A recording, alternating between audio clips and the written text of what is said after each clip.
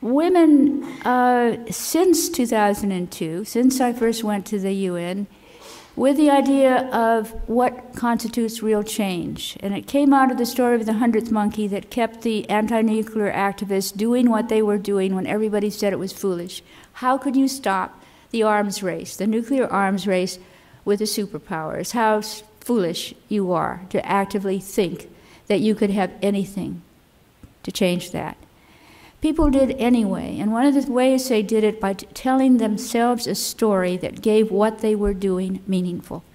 If you don't let others define who you are and what you're doing, if you are truly connected with a story, a myth, meaning in your own life about why you are doing this, that you have a passion for doing it anyway, and you have a story that says it can make a difference because of research done by theoretical biologists, Rupert Sheldrake's book on morphic fields and morphogenesis that talks about when a critical number of any species learns and does something new, a tipping point is reached, and that which was not done before becomes a new mainstream or norm.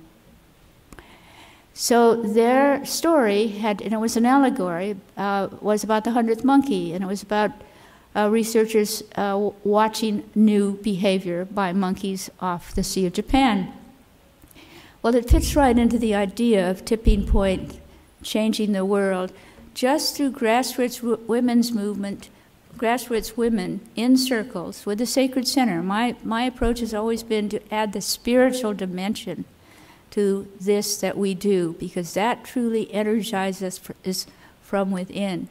And so with a circle with a spiritual center or a sacred center, forming circles, more and more proliferate, forming at the grassroots until the critical number.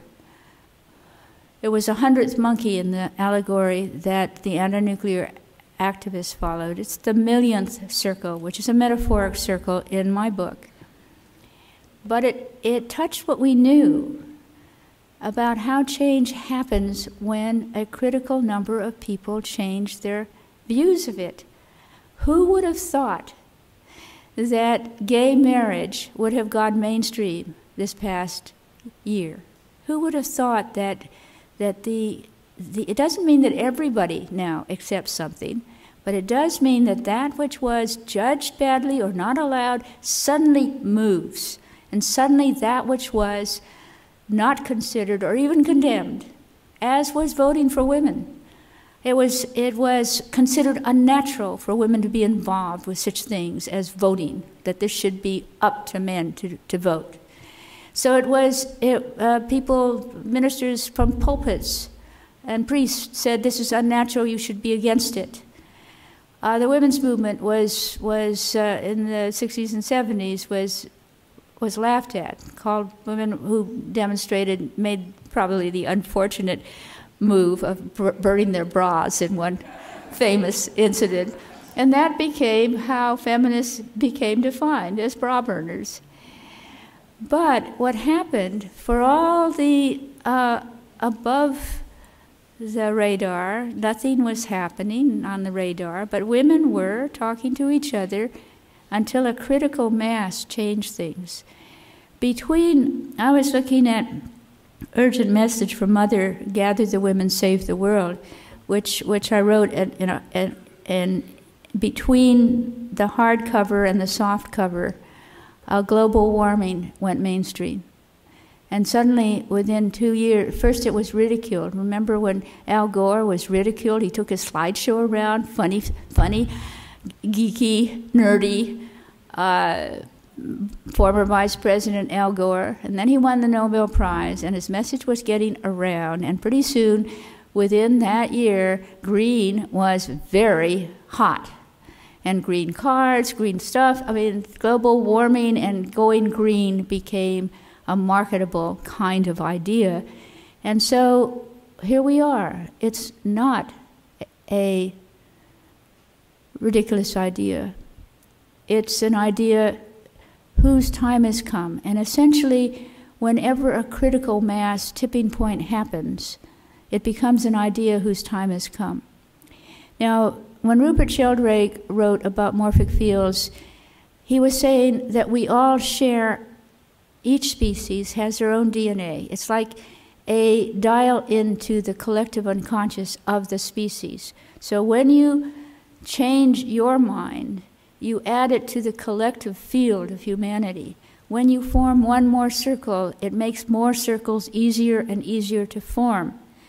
That we tap into a collective level and draw it up from it and also add to it. And it, for me, was exciting because I have worked within the model of Carl Jung's collective unconscious and the archetypes of the collective unconscious, and I know how those patterns are quite real and powerful, and that if you, in fact, are in touch with a depth in yourself that is archetypal in that level and not just a projection onto you or a role that you have socially, that depth connection gives you meaning.